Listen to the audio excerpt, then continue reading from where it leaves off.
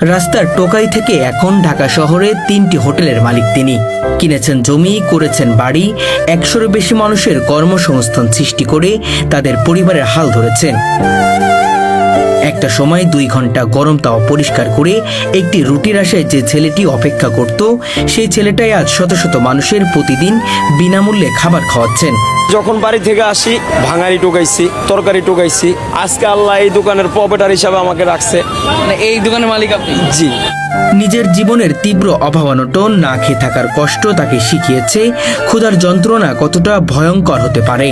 তাই আজ তার হোটেলে কেউ যদি বলে আমার টাকা নেই, তাকে ফিরিয়ে দেওয়া হয় না, বরং সম্মানের সাথে বসিয়ে খাওয়ানো হয়। আমরা একটা তাওয়া মাজতাম, একটা তাওয়া মাইজা পরিষ্কার করলে 3 ঘন্টা লাগতো একটা তাওয়া পরিষ্কার করতে। তারপরে আমাদেরকে 2টা পরোটা দিত। আর এখন আমরা তো তাওয়া মাজন ছাড়াও খাবার দেই, কারণ আমি এই খাবারের কষ্টটা করছি। এইটা আমি বুঝি যে আসলে খাবারের কি কষ্ট। যে ছেলে প্রতিদিন 30 টাকার চাকরি দিয়ে জীবন শুরু করেছিল, সেই ছেলেই আজ মাসে 10 লাখ টাকার বেশি বেতন দিচ্ছেন কর্মচারীদের। আলহামদুলিল্লাহ, আমাদের এখন 3টা হোটেলে মিলে প্রায় 100-এর উপরে শ্রমিক কাজ করছে। আপনার প্রতি মাসে বেতন আসে প্রায় 10 লাখ টাকার মতো। অসহায় মানুষের জন্য প্রতি মাসে আমাদের 1.5 থেকে 2 লক্ষ টাকা বাজে। অথচ তার জীবনযাপন এতটাই সাদামাটা যে তাকে দেখে বোঝার উপায় নেই তিনি 3টি হোটেলের মালিক। প্রতিদিন তিনি নিজেই হোটেলে এসে কর্মচারীদের সাথে কাঁধে কাঁধ মিলিয়ে কাজ করেন। কখনো টেবিল মুছছেন, কখনো খাবার পরিবেশন করছেন, আবার কখনো নিজ হাতে রুটি বানাচ্ছেন। মালিক হয়েও তিনি যেন একজন সাধারণ কর্মচারী, সবার আপনজন। 3টা হোটেলের মহাজন, উনি ইনশাল্লাহ খুবই ভালো। আমরা কাজ করতে আছি, শত শত লোক, বেতন মতন খাওয়া দাওয়া সবকিছু ঠিক আছে। আমাদের সাথে কাজকর্ম করে, অনেক সময় টেবিল মোছে, পানিও দেয়। আজ্ঞা আমি সেই মালিকটা আমি পরিচয় দিই না যে আমি মালিক, কারণ মালিক তো আল্লাহই। কিন্তু হয়তো আমরা আপনার জিম্মাদারি পালন করতে আসি, আল্লাহর হুকুমটা পুরো করতে আসি। এই অনুপ্রেরণাময় মানুষের নাম মোহাম্মদ ইব্রাহিম হোসেন। আমার এখানে শুরু হয়েছিল 2 জন দিয়া, একজন কারিগর আর একজন গ্লাস বয় আর আমরা 3 জনে শুরু করছিলাম। তো আল্লাহ পাক আজকে ওই জায়গায় 100+ করছে। 3 জন দিয়ে শুরু করে আজকে 100+। 100+। রাস্তার ফুটপাতে দোকান করছি সর্বপ্রথম, সিঙ্গারা, পুরি, গুলগুল্লা এগুলা বেচছি। এখনো আল্লাহর রহমতে আছে ওই সিঙ্গারার ব্যবসা, আমি এখনো ছাড়ি নাই। সিঙ্গারার ব্যবসা এখনো আমার আছে। ফকিরকে 1 টাকায় ভিক্ষে দেওয়ায় বাবার সাথে অভিমান করে মাত্র 13 বছর বয়সে তিনি ঢাকায় চলে আসেন। আশ্রয় নেন ফুবুর বাসায় দুয়ারিপাড়া রূপনগরে। কিন্তু সেখানে ছিল না স্বচ্ছতা, ছিল না নিশ্চয়তা। জীবনের তাগিদে ছোট্ট একটি ছেলেটি নেমে পড়ে রাস্তায়। লোহা, ভাঙাড়ি, আলু পেঁয়াজ কুড়িয়ে সংগ্রহ করত, কিছু বিক্রি করত, আর কিছু বাসায় নিয়ে যেত রান্না করার জন্য। দিনের পর দিন, রাতের পর রাত, ক্ষুধা, মারধর, অপমান সহ্য করে বড় হতে থাকে সে। কখনো মার খেয়ে কান্না করতে করতে বাড়ি ফিরেছে, আবার পরদিন জীবিকার খোঁজে রাস্তায় নেমেছে। আমি আসছিল 1996-তে টাকা। শুরুটা এসে ওখানে আমি টোকাইগিরি করছি আর কি, যেটা আপনার আলু, পটল, পেঁপে বা ভাঙ্গারি এগুলা টোকাইছি। তারপরে আমি আপনার আইসা হইলো আপনার 8 নাম্বার গাড়িতে চাকরি করছি। তখন আমার ওখানে কিছু টাকা নিয়ে আমার ওস্তাদের সাথে ঝগড়া হয়েছে। পরে আমি নাইমা যায় আপনার এই আল্লাহদান হোটেলে কাজে লাগছি 1998-তে। 1998 সালে তার জীবনে আসে এক নতুন মোড়। গাবতলীর আল্লাহর দান হোটেল অ্যান্ড রেস্টুরেন্টে ম্যাসিয়ারের চাকরি পান তিনি, প্রতিদিন মাত্র 30 টাকা বেতনে। সেই 30 টাকায় দিন চালানো কতটা কঠিন তা কেবল তিনিই জানতেন। কাজের চাপ, অপমান, দেরি হলে গালাগালি, এমনকি মারধর, সবকিছু ছিল নিত্যদিনের বাস্তবতা। তবু তিনি থেমে যাননি। মনে ছিল একটাই স্বপ্ন, একদিন কিছু একটা করতেই হবে। একটা কাস্টমারের গ্লাস দিতে দেরি হইলো, আমগরে বকা দিছে, আমগরে গায়ে হাত দিছে, কারণ একটু পানি দিতে দেরি হইলে তারা বকা দেয়। এরকম নির্যাতনের শিকার আমরা বহুত হয়েছি, আমরা অনেক মার খেয়েছি।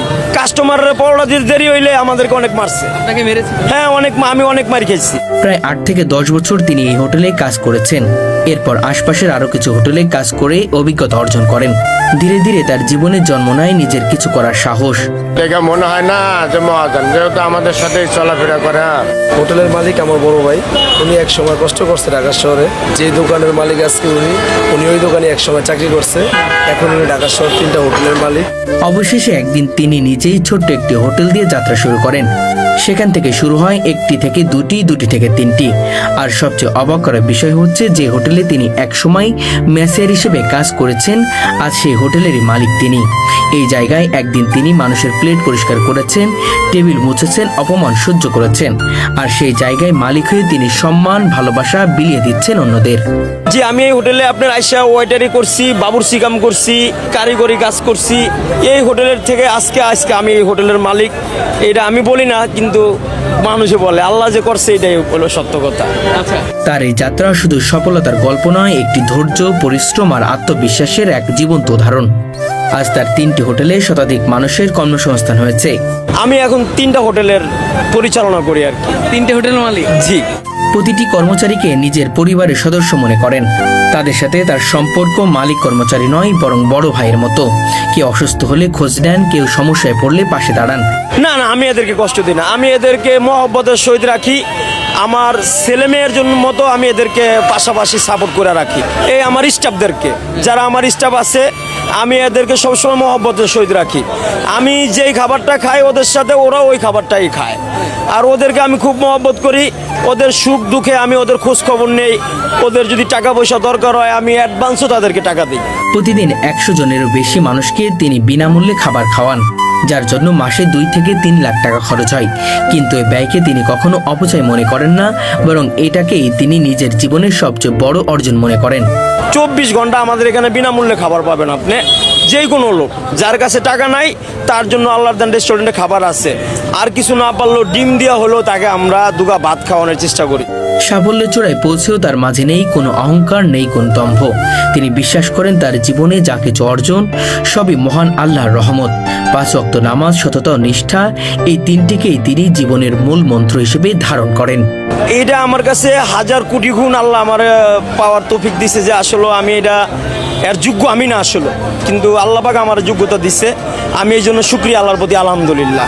নিজের বাবা মাকে হজ করানো ছিল তার সবচেয়ে বড় স্বপ্ন, সেটাও তিনি পূরণ করেছেন। আলহামদুলিল্লাহ, পরিবার সংসার নিয়ে আল্লাহর রহমতে আমি ভালো আছি। আমার মা বাবা হজ করছে। আমার সবচেয়ে বড় চাওয়া পাওয়া ছিল আল্লাহর কাছে যে আমার মা বাবার আমি বড় হজে পাঠাবো, কিন্তু আল্লাহর রহমতে আমি ওইদিকেও সাকসেস হয়েছি, পাঠাইয়া দিছি। আমার মা বাবা 2017 সালে বড় হজ করে আইছে। আল্লাহর রহমতে আমি খুশি। মোহাম্মদ ইব্রাহিম হোসেনের এই গল্প আমাদের শেখায়, জীবন যতই কঠিন হোক, ধৈর্য আর চেষ্টা থাকলে একদিন সফলতা আসবেই। আপনার আমাদের স্টাফের ডিউটি হলো 12 ঘন্টা, কিন্তু আমরা ডিউটি করছি হলো 16 ঘন্টা। আমি এখনও আপনার 14 ঘন্টা ডিউটি করি। বেলা 4টা 5টায় আসি দোকানে, আবার ভোর 6টা 7টায় দোকান থেকে যাই। রাস্তার টোকাই থেকে শুরু করে 3টি হোটেলের মালিক হওয়া, এটা কোনো সাধারণ গল্প নয়, এটি এক অসাধারণ অনুপ্রেরণা।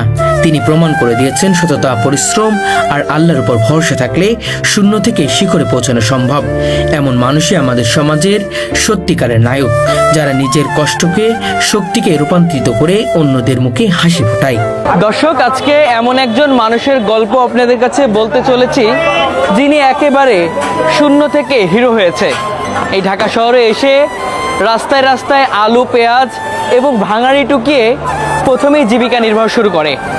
আর এখন তিনি এই ঢাকা শহরের মতো জায়গায় 3টি হোটেলের মালিক করেছেন, বাড়ি করেছেন, গাড়ি এবং শত শত মানুষের কর্মসংস্থান সৃষ্টি করেছে। দর্শক, আজকে সেই মানুষের গল্পই আপনাদের কাছে তুলে ধরবো, সঙ্গে থাকবেন।